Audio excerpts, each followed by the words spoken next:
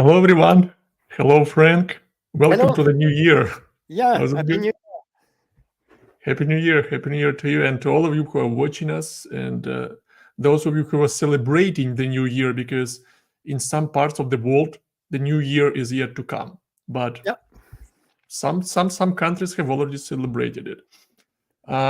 Those of you who are watching us for the first time, welcome to the YugabyteDB community open hours. That's our live stream that we kicked off with Frank almost a half a year ago, even earlier. And that became a platform where you can come as a community member or YugabyteDB practitioner or Postgres practitioner, and you would like to learn more about YugabyteDB, about Postgres, about distributed databases. So we always encourage, as a reminder, you to ask the questions, because Frank and I, we always have some topic in mind that we would like to show and break down into pieces. But that's also an opportunity for you to talk to us directly. So if you have any bothering question in mind, if you have any challenge, you know where to find the comment box. So write down your question and we'll do our best to get it answered. Enough for the intro. Frank, how was your new year? Just before, let's warm up a little bit. To tell us about your climb to the mount. You were in the mountains, right? Tell us about your experience. Where did you Yeah. I went to Kilimanjaro with one of my son. Unfortunately, we didn't get to the summit because with altitude it's always random where you can go. But yeah, it was fun. Yeah. Yeah. I can imagine. I've never done this before, but I think that many of us living worldwide, we know what the Mount Kilimanjaro means. That's the highest mountain, right, in Africa. In Africa, yeah. I went there, I think it was 20 years ago. Was it even more in 1995? I went there, and now one of my son likes mountain and walking, and then we went together. So that was really nice, yeah, to share that. Yeah. Dad and father experience. Yeah. Sometimes it's priceless. It's priceless. What Great to about know. you? How about me? I took her holiday break, and we decided to spend it at home. We call this a staycation in the United States. It's like when you stay at home during your vacation.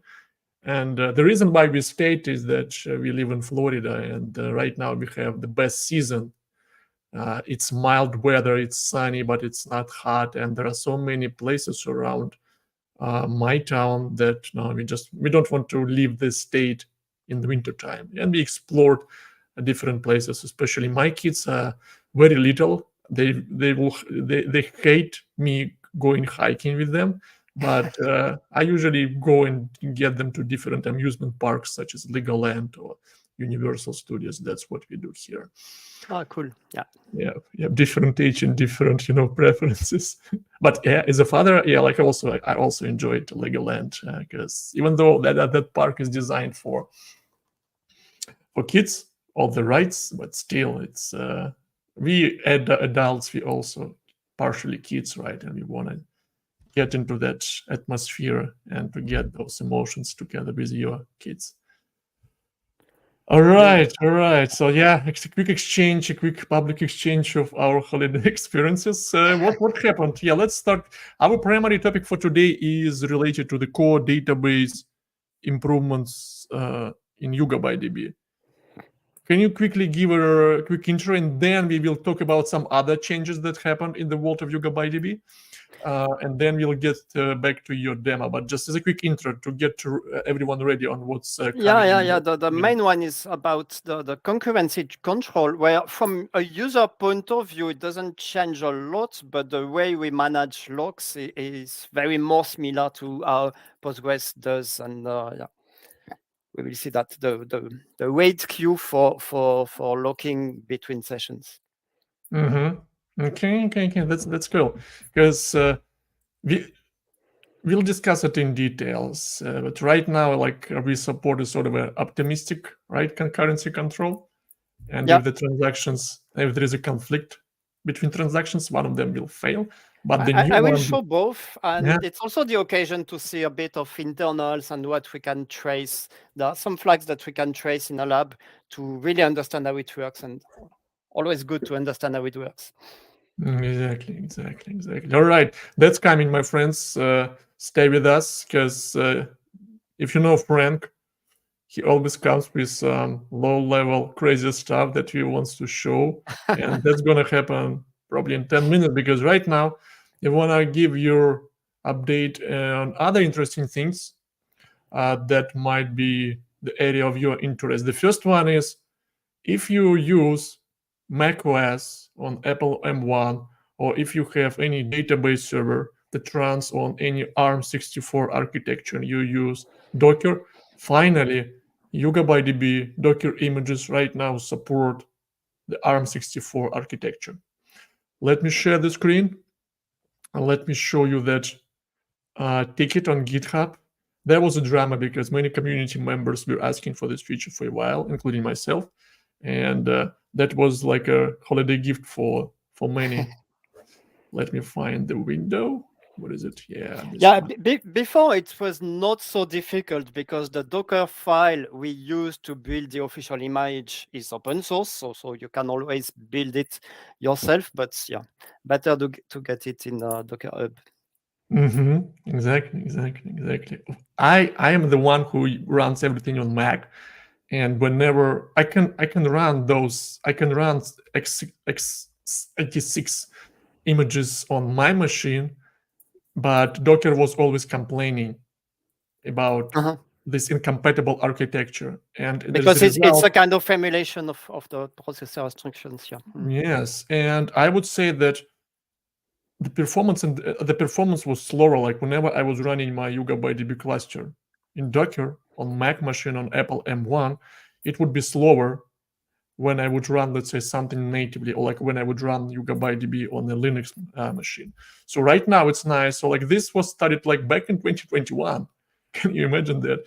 And eventually, I was actually one of the guys who proposed the workaround, and a lot of the folks downvoted my suggestion, probably for good, because eventually our core engineering team went forward, and here is we have that wonderful message that right now we have started releasing dual architecture Docker images for YugabyteDB.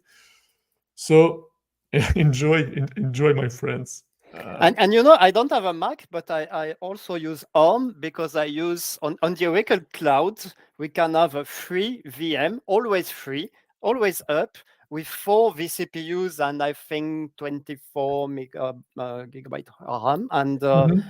And this is where I run many of my labs. I can run a 3 nodes clusters on that, and it's on ARM. Yeah.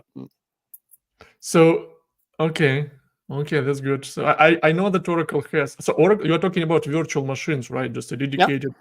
And are those available for everyone? Yeah, it's available for free. I think you have to put the credit card just to authentify, but there is absolutely no risk that you can access only free resources, so there is no risk. And yeah, I found that quite nice. Actually, that's a good.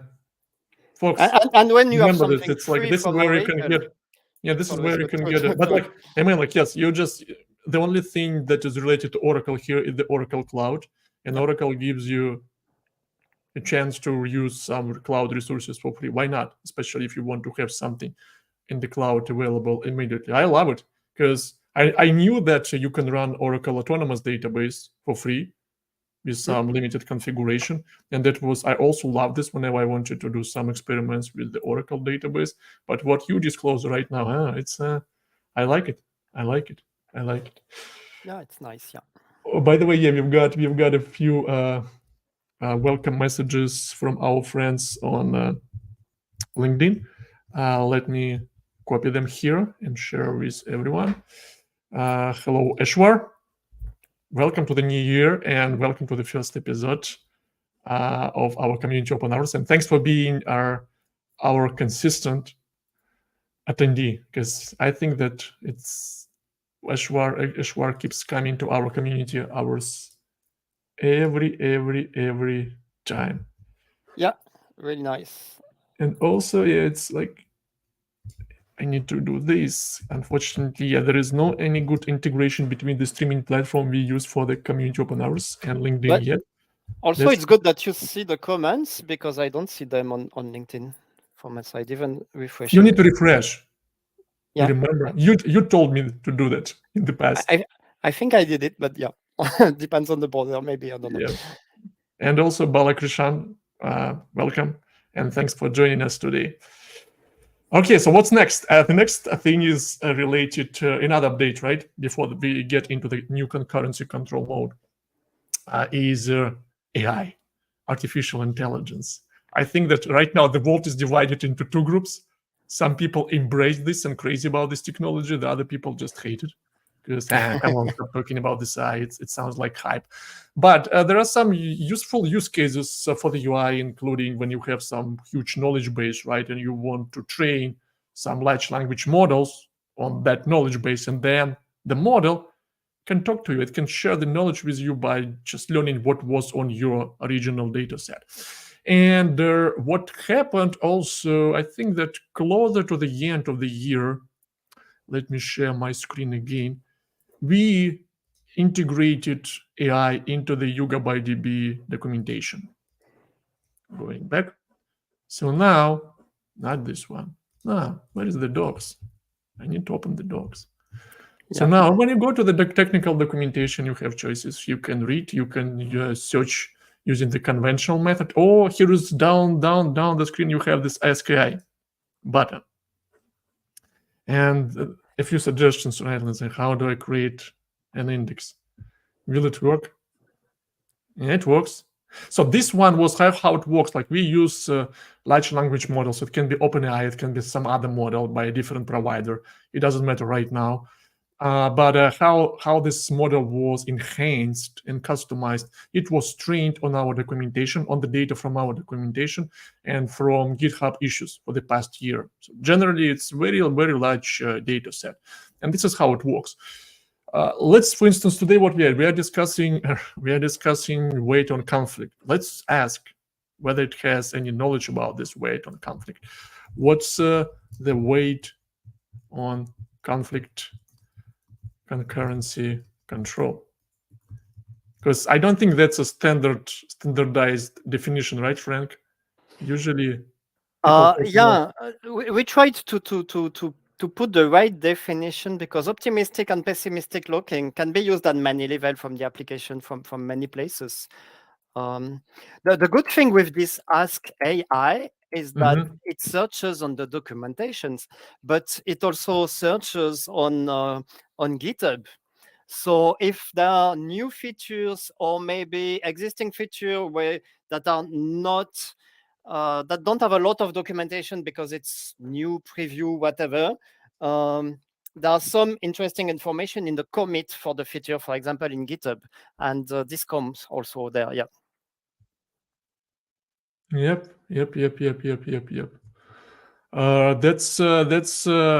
That's also valuable because sometimes people ask and come questions, right? And those some feature or some capability, and if that capability is not documented, it might be not implemented yet, and it exists in GitHub, right? And if it exists in GitHub, it means that you can also learn like what's the current progress, when this feature will be implemented, etc. So that's a very good remark, my friend. So can I show something on this Ask AI? Just finish, and then I will show something also. Yeah. Let me get the screen to you. Stop sharing. Yeah, jump into you. Now, it's just because we have a question on LinkedIn from Rocky Bull asking, how do you manage split brain problem? Or is there any option specifying the leader? And before answering it, I got the idea just to ask this Ask AI about this question. So it's a question from a user that we have in LinkedIn. I don't know if you can copy it. Yeah, so the question was, how do we manage split brain? And there is a long answer that is built from the documentation. So I will not read everything there. I will summarize because I know also the answer. But what I like with that is that it's AI, but you have the reference to the information where it comes from. So there is a link here to the preview architecture that explain what is split brain. We have a link here to a blog post. Let's show it, that also explain what happens during a failover. We have a link to a question on a forum. We also integrated that. So when user ask question on the forum, it can the answer is also a feed for this AI chatbot. And we have another one on the architecture. So basically what it explains is that we are using Raft. So the Raft consensus algorithm does everything to avoid split brain. There is only one leader, the other are followers, and the leader has a lease, which means that even if the leader is isolated from the other because of a network partition, the leader that has a lease will continue to be the leader. No one will become a new leader until this lease times out. So this is how split brain is avoided. If there is a network split and the leader is isolated from the two followers, after its lease, it knows that it is isolated and then step down as a follower, and one of the two followers will be elected as a leader. So basically, I didn't read everything, but basically, I think this is what is explained by generative AI taking information on documentation, answers on forums, so information that we can trust. And of course, it's really good if you use this AI chatbot. It's really good to say if it's helpful or not, because there are also humans, not only AI, and there are humans, colleagues, who look at the things that are not helpful to see how they can improve the way this Gen AI is working. Exactly. Okay, so that was a nice example. So the point, but also the point here is that we've got the question, right? We've got the question from Rakibul. Yeah. Sorry if I mispronounce your name. And Frank used AI just to pull the context really quick, at least, so that he doesn't need to remember all that, basic knowledge about the split brain and what's supported, what's not. And then Frank managed to explain you some insights and more details based on the provided information. That's actually a synergy between the human and the artificial intelligence. Yeah, we don't want to replace human. We will continue the open hours, and you will never see a robot in place of that, because we like this human interaction also. Exactly.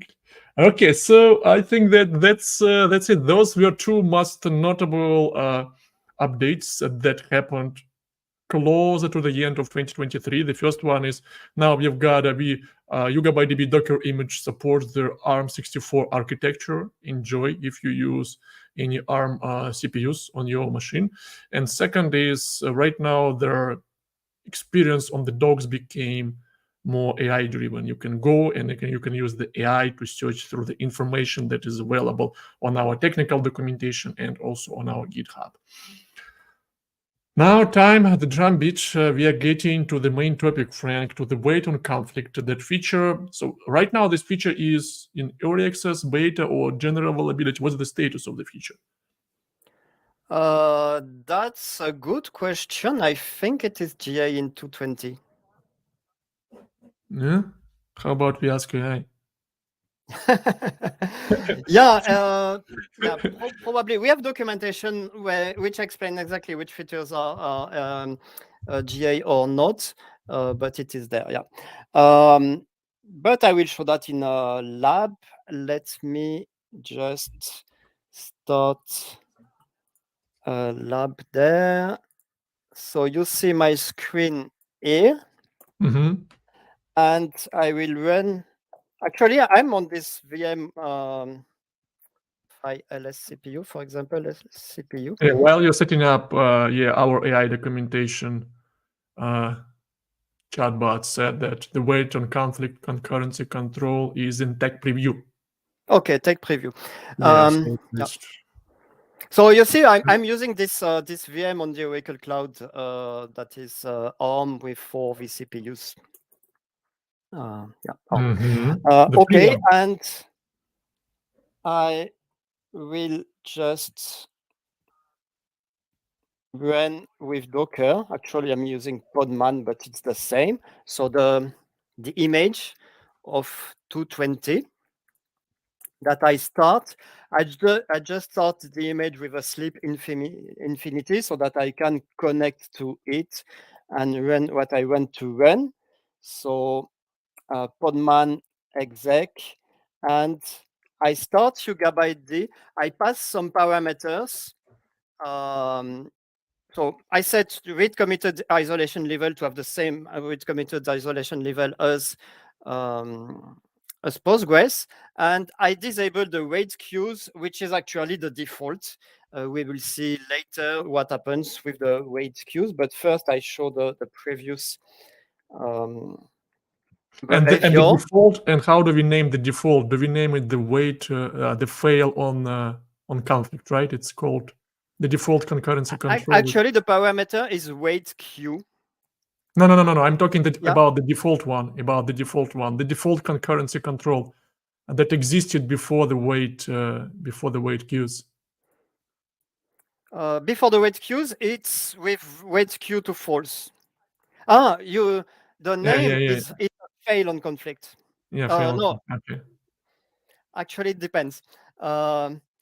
It's a fail on conflict, but in read committed, it is a retry on conflict. But we will see exactly what it means. Yeah. Okay.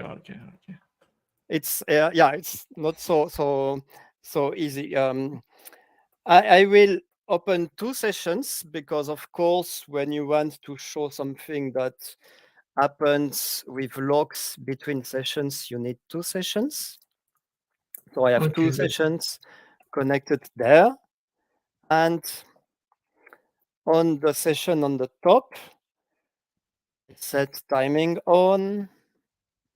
I drop the table if it exists. It doesn't exist. I just create a very simple table with an ID and a value and insert only one row. You know that I like small examples to when I try to understand what happens.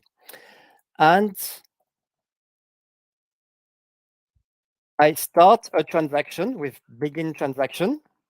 I update this row. I update the value from A to B, but I stay with the transaction not yet committed. You see that with this little star in PSQL. My transaction is opened. And then in another session, so in the bottom, I will, I'm already connected, but I reconnect. I set timing on. I set some debug information that we will see later because I want to show you what exactly happens in behind.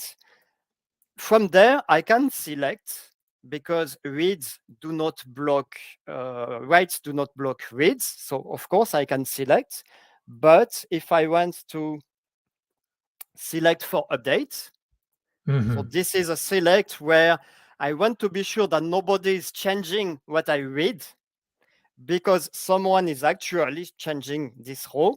I wait. The idea is that I don't want to see a previous version that is changed by another session, so I wait. So that's how SQL works. This is an explicit lock where you want to log the row, and you see that we wait because that's the normal behavior for Postgres. Sorry? And one more time, why do you wait? You wait because in this bottom screen, you are using this wait on conflict, right? Concurrency control.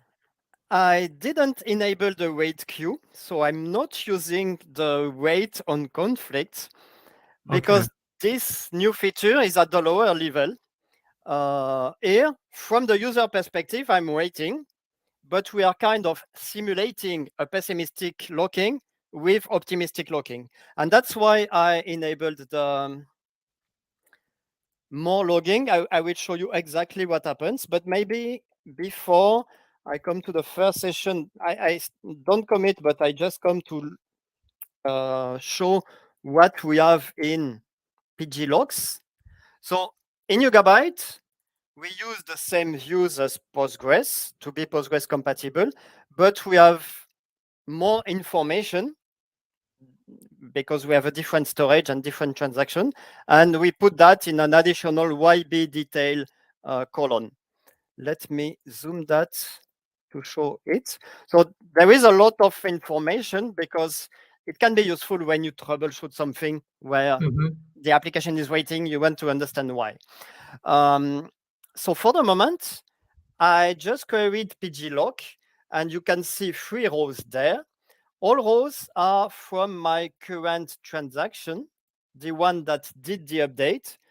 Maybe I can select, okay. I expected to see the current transaction. I don't know why I don't see it, but basically this is my current transaction. And we see 3 logs. The interesting one are the strong one, and you have some weak ones. So let's start by the strong one. The strong one is the real log that can block the others. So because I updated the row, I've read it, but also I'm writing to it. So that's a strong read and strong write lock. On the colon, because the statement that I've run was just updating a colon, and something special in Yugabyte, we take locks at colon level. So that's the finer grain lock that we can do. So this is why we have this strong lock on the colon, and there is more information about the tablet because it is sharded behind. It is not an explicit lock because it's a lock that is implicit behind the update. We have the transaction and which colon. We have the colon number, like you have this key range details column, right? And it said that in fact, you're not blocking the entire row, you're only blocking one of the columns. But I have also some logs at the row level and even at the table level, but those are weak logs. So they do not block together, but they can block a strong one. The idea is that when you check for concurrent locks, you don't want to see all the list of locks. So the idea is that you may check at row level or at relation level, and maybe you can already block or go into lower level. So usually we have weak locks. We have a strong lock and weak locks at higher level. Just to and could you please highlight, like for those who are watching us, where do you see this information? To the left. That was a select on pglog. No, like, and how do you know that the first one is for the relation, the second one is for the row? Your leftmost column, right? If you can highlight log type, and down below you have relation. That's for the relation, row, and column. Okay. And we used the same colon as Postgres when it makes sense. So log type exists there, but of course we have different log types. For example, the modes are different. We have a few things that are different, and a few things, and the additional detail we add that just in JSON. So those are the logs, and you can see that here I have the logs for my ongoing transaction there, but this one is supposed to wait, but I've not seen any logs about this one. So actually, in the lower level, it's not really waiting, and we will see exactly what it is doing if I look at the logs. So I enabled some logs, not to be done in production. This is in a lab to see exactly what happened. These logs all read and write operation to DocDB. You know that we have the SQL layer, YSQL, that is Postgres, that talks to the storage DocDB. And we can log all the reads and writes from between the two levels with this. And we can see them in the Postgres log file. So let me check the name of the Postgres log file, and I connect to the server to tail -f on this one. And here, let me show you. You can see that there are ongoing reads and writes. You see the timestamp that changes. Okay, so it continues. I have 2 sessions waiting. I have 2 sessions waiting. They are just waiting from my point of view, but there are reads ongoing. Actually, you can see that every second I have a read. I have 2 reads actually. One read to read the value for the select for update, and one read that tries to mark the row with an exclusive lock, the for update one. And this is for the second transaction that is waiting right now. Yeah. So this one that looks like doing nothing and waiting, but because I don't have wait queue, this one is actually trying every second to see if it can do the select for update. And why does this happen? Does it happen because you use the read committed isolation level, or will the behavior be the same for the repeatable read as well? Because it is a select for update, it will be the same. It's like the difference between the isolation level are for reads, but when you take an explicit lock, then it is the same. Let me show you. I tunneled the port here. If I refresh,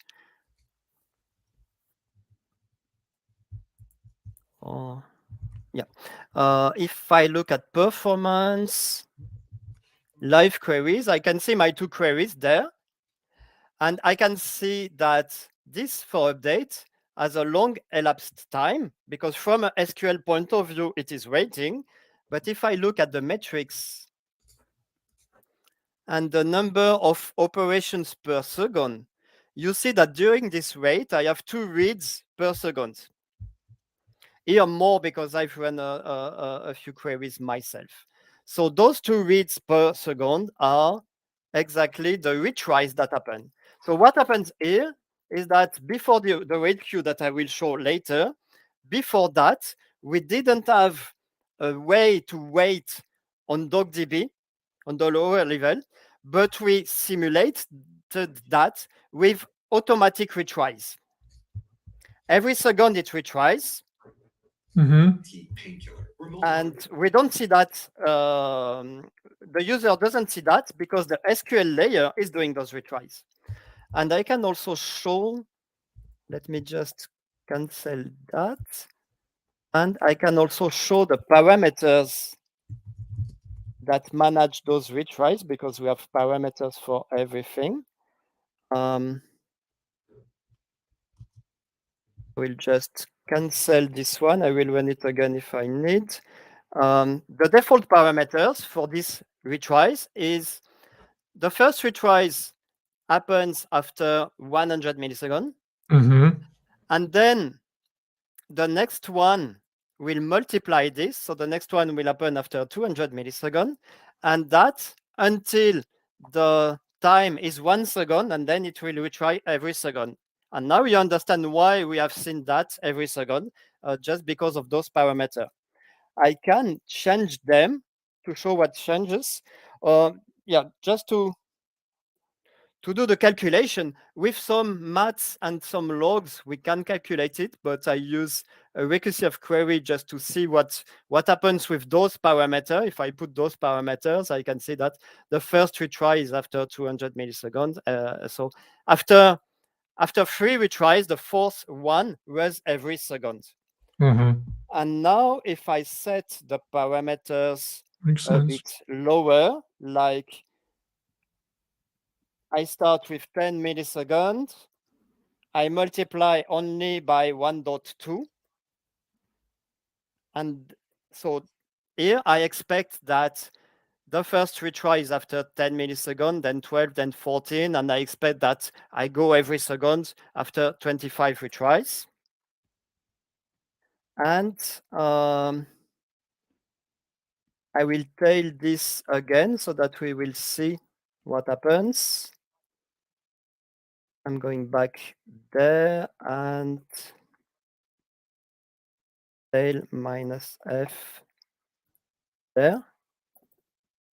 So the first retries will be very fast because every 10 milliseconds, and then we will see that it comes to the other one. So I run the select for update again. So is there and we see the retries here, and quickly it's every second. Yeah, from now it looks like we implement this pooling logic. The second transaction needs to check needs to check and acquire the logs every time that you just showed us. But what happens if, let's say, the second transaction just checked this row column availability? It's locked yet, it needs to wait, but then a millisecond later the first transaction releases this log. Yeah, I will commit to show it. Yeah, just showing that in DocDB we have a wait error. We ask to mark exclusive and we don't wait. We want an error. So DocDB raises an error telling you cannot log this row, but the SQL layer just catch the error and retries. And yeah, of course, if I commit there, after at maximum 1 second, this one will have a retry that works. Okay, so but generally when you commit it, there is no any notification-based mechanism in YugabyteDB. The second transaction still needs to check for the availability, right? Exactly. It's not like on our Android or iPhone devices. When something happens, the device sends you a push notification and you can check. Like there is no any concept of notification. Because here there is no wait queue. There is no notification. So it's really the idea where you want everything to be scalable. You don't want a single point of notification wait or whatever, but then you have to retry. But now we will run it and just showing that now because I committed. Yeah, while you're changing, let me quickly answer a question and check the questions on LinkedIn. We've got a question from Ashwar. How can we connect? How can we use YugabyteDB with GenAI and LLMs? Ashwar, I shared with you a video tutorial that we published on YouTube. So generally, Postgres has the pgvector extension, and with pgvector, you're getting all the fundamental capabilities needed to use the database for GenAI use cases. You can store vectors, you can run a vector similarity search over the database, etc. YugabyteDB also implements and supports the pgvector extension. So the role of Yugabyte would be here as a vector database, and as a database that is capable of storing and processing different vectors of data. So it all works, and if you want to see how it works in practice, we had an episode of YugabyteDB community hours on this topic with some demo, and also in LinkedIn I shared with you a link to the video. Let me also share this video with everyone who is watching us from other platforms. Back to you, my friend. Yeah, I will just restart my cluster. It's a one node cluster. I will restart it with the wait queue, with enabling the wait queue, and we will see the difference. So I stop it and I start it again. Of course, it's fast. And I enabled wait queues there. And I will run exactly the same. So just checking that we have wait queue. To check it, I just checked from the UI on the master and grep for the values, and then let me run the same thing. So running a transaction in the first session. Sorry. Where am I? Yeah, I need to with this. I need to reconnect, of course, because I restarted the server where I was connected. I start a transaction. In the second pane, I will do the same, also logging the calls to log to DocDB. And if I select for update, from a user point of view, it's exactly the same. The difference, if I go to, so here, if I refresh, the difference here is that I will not see ongoing operations. So before the wait queue, we had those retry that were 2 operations per second, and now I'm waiting, but without having to retry, and we will see that in the logs. So maybe I will first look at it's a nice trick. Like, how do you make your clock. database busy? Like, I mean, it's a nice trick. How do you make your database busy? You know, just open one transaction, Yeah. acquire a log from the first transaction, and let the second wait internally, and you will see some nice charts on your monitoring dashboards. So now if I query pglock, I have more information, because for this log queue, we need not only information about logs that are acquired, but also about logs that are waiting, that are requested and waiting. So for example, here, if I check which is my transaction, I don't know why this doesn't show, but that's not a problem. Here, basically, I see the same logs from the first transaction. So we have seen them, the strong one on the column and the weak one on the row and relation. But in addition to that, I see also 2 other logs, a strong one on the row and weak one on the relation. The select for update doesn't update a specific column. The select for update locks the whole row. So this is why we have a strong one on the row. But this one is not acquired.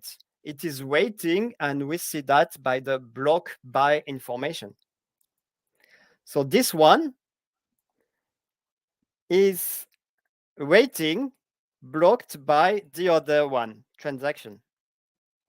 Yeah, the transaction ID is there. So from this pglock, we can build the wait list where a transaction is waiting for the other. Typically, if you have an application that is waiting on a lock and you don't know why, with that, you can know exactly which operation is waiting on what.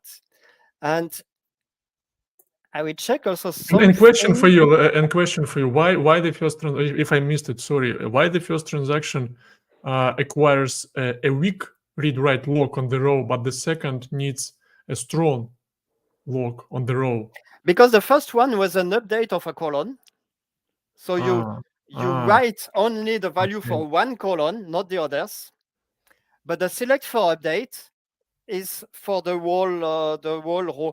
Actually, it would be possible to do it for a column, but Postgres doesn't have the syntax to do a select for update for a specific column. That's and right. usually Yeah, it's not what we want to do.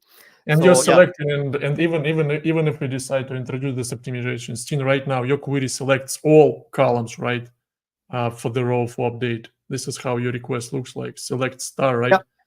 Yeah, select star from row for update. Okay. We should be able to see the queries in the UI. Live queries are there. So yeah, the other one I've run something else, so we don't see it, but it was an update with a set of a column, and the other one is for the whole one. Also, something. I'm checking something. I don't know if we have implemented yet. Select from pg stat activity. I don't know if we set a wait event for this or not. Where are the wait events?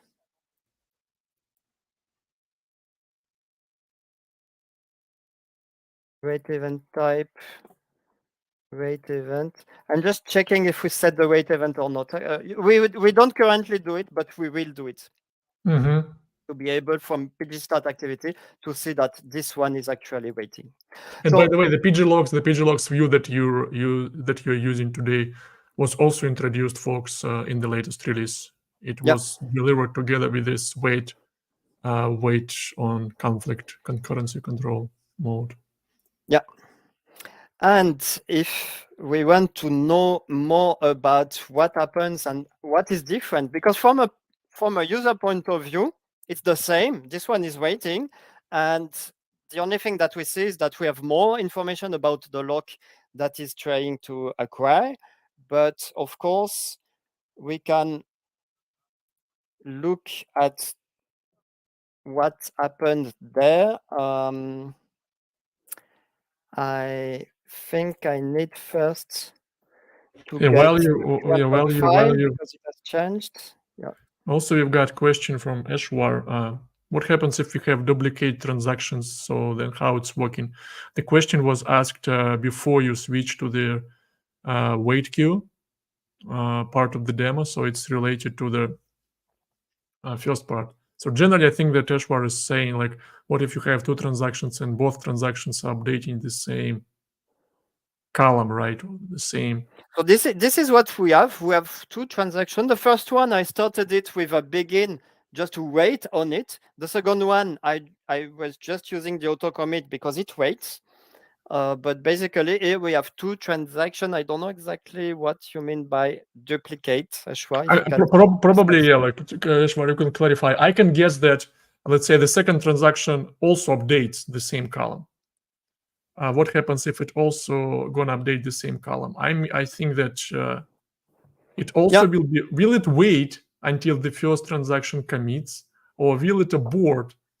Or I think it will be the same. We can do that after. It's the same, but basically the select for update waits to acquire a strong write lock on the row.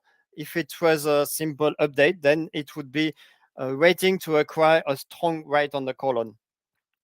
But we can do that later. Just I wanted to show you that here we don't have ongoing read and write and retries. The parameters about retries are not used when we have a wait queue. What I see in the log was just the one read when I did that, with the same a read trying to mark exclusive. But the big difference here, if you remember, before we had a wait error, so error on conflict that was retried. Now, when the SQL layer talks to DocDB, it says to DocDB, wait. So from a user point of view, it looks the same, but the difference is that we are waiting on the lower level. We are not retrying something that sends an error. We are really waiting on DocDB. So generally, like the first benefit for using the wait on conflict is that you are more mindful about the cluster resources. One cluster node will be spending less CPU cycles, less network, sending fewer bytes of the network, just trying to acquire the lock, right? Because the information about the lock, etc., can be stored on a different node, right? The node that is that has the transactional table. What are the downside? Like you certainly need to have this wait queue. This is sort of some table or some data structure, right, that is located in memory, I guess. Actually, for the moment, we think that there are no downsides. Okay. But we still have the possibility to do one on the other, and then the feedback from users will also tell us. But for the moment, in most cases, it's better to wait and just get the notification when it's done. There should not be some downside. It was more that there are more things to implement. Sorry? How about deadlocks? Usually when you have something that needs to wait and you can have two transactions, you can actually... Exactly. We had to implement a deadlock detection that is enabled by default. So yeah, that's what can happen, yeah. But a question for you also, if to forget about this wait on conflict concurrency control, is a deadlock possible with the fail on conflict isolation, like fail on conflict concurrency control, the default one? So in the fail on conflict, if there is a deadlock, that's a good question. I think the retries, I don't know actually. Actually, because you also I don't think we have the information to detect it. Okay. So each one will retry. Okay. That's a good question. We can check it. Yeah, I will test it. I think we just retry. There is a maximum number of retries. There is also a statement timeout. So this is how it can change. For example, here because we were talking, we had a statement timeout, and this is where maybe this is a drawback, because the wait happens in DocDB. We don't have a clean message telling us that statement timeout happened, because the timeout happened in DocDB. So we just have a message, an internal message telling us that it timed out in DocDB when doing the remote procedure call. But this is not a really nice message, because this is something that comes from the lower level. If you don't use the wait queues, and then because the SQL layer is responsible for the retries, then in this case, the statement timeout would be a better message. But we can also change the message, because there is all information there.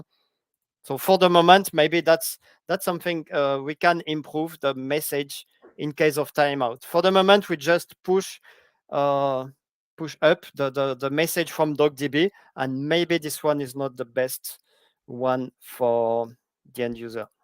Okay, no. But usually Right, you see right. at the 600 seconds, usually the application will time out before that. Okay. Yeah, at least, and at least for the deadlock detection, I think while you were showing this snippet, I quickly went to the technical documentation and used the AI again, and I've got a controversial answer. It said that the fail on conflict can also lead to deadlocks, but if you want to avoid deadlocks, you need to use the wait on conflict. So like the current one, but generally, like I think that I think this means that, of course, deadlocks can happen. The thing is that we want deadlock to be detected. We don't want the session to wait forever. So I think that with the without the wait queue, so with the there is a background. retry on conflict that is done by SQL layer, I think that in this case, the deadlock will not really be detected. So the statement timeout, that is maybe 1 minute or I don't know, will come there. With the wait queue, the deadlocks are detected in quickly in 1 second. Exactly. But yeah, that was a good question. So basically, we think that this will be better for all use cases. But again, we have features in preview. We have open source users using it. We have customers with support using it. And we can improve the message. We can improve the way how it works. And we will see if for all use cases it is better, then it will be just set by default, and maybe we will even not document the other way. If there are cases for both, then we have both. So yeah. Okay, wonderful. Thanks a lot, my friend. We have 5 minutes left. Let me see. That was a very detailed demo. It's always, you usually never. I like how you say. I just want to show simple demos, and that's why I create a table with one column and with a couple of columns in one row. But then you go deep into the logs, into the state over DuckDB storage layer of this query layer. Yeah, you can imagine if I log 1,000 tables, you can imagine how I cannot read the PG log and the logs. So yeah. Okay, right. Yeah, my friends, those who are watching us, feel free to ask any questions. We have a few minutes left. Just post them and we will get them over the channel you're watching us on. In the meantime, I hope that you enjoyed it. Yeah, this topic, I would say that it's low level. Especially, it's interesting. It's interesting for those who like to learn more about database internals and how exactly YugabyteDB functions and provides all those transactional consistency guarantees at scale, right? And we understand that we are a distributed database, which means that by definition, we incur network latency. The network latency, by definition, impacts your overall application throughput and performance. But this is exactly why we worked on various storage layer and query level optimization, so that like whenever a request from your client application arrives to the cluster, we will execute it and optimize it the most efficient way possible. That's why, let's say, our storage layer is a kind of it's sort of a document store where you can acquire logs not on a row but on a column, right? When you update a column, we store a version of the column, not of the entire row. Even with this new wait on conflict concurrency control, we avoid those poolings, right? When Frank, you showed the first demo with the fail on conflict concurrency control, the second transaction had to retry it all the time, burning the CPU resources. While with the new isolation level, we no longer do this. We do this much more efficiently. That's why distributed databases don't mean slow. They just mean they're designed to work at scale, but they apply and adopt various optimizations that might not be needed for single server databases. Just saying. But also from the application point of view, I mean, any SQL database must manage the logs. But of course, if you want an application to scale, you don't want 1,000 of sessions updating the same row. You will design your application in a way that you don't have one single row updated by all sessions. Sometimes we even introduce in the data model a kind of bucket number. If we really have, for example, a counter that is updated by a lot of sessions, do not put a single row with the counter. Maybe add a bucket so that you have, I don't know, 8 or 16 rows for it, and update it either at random or whatever. And then you select the sum and you have the counter, but at least you know that sessions will also distribute on multiple rows. From a database point of view, we distribute at what we can do at maximum, but we cannot break a row. If you define a single row in your SQL table, we cannot break it for you. So this is the only case where from a data model, we have to think about that. If there is multiple updates on a single row, then maybe we have to split it to scale it. If it's different row, then the database manage it because it will shard and split it into multiple nodes. But if it's a single row, we cannot split a row into. Yep. Makes sense. All right, let's check. Let me see. I don't see any questions. Just checking. Yeah, which means that thanks a lot to you, my friend, for this deep dive, for this wonderful introduction to the new concurrency control that is available in YugabyteDB in the latest versions.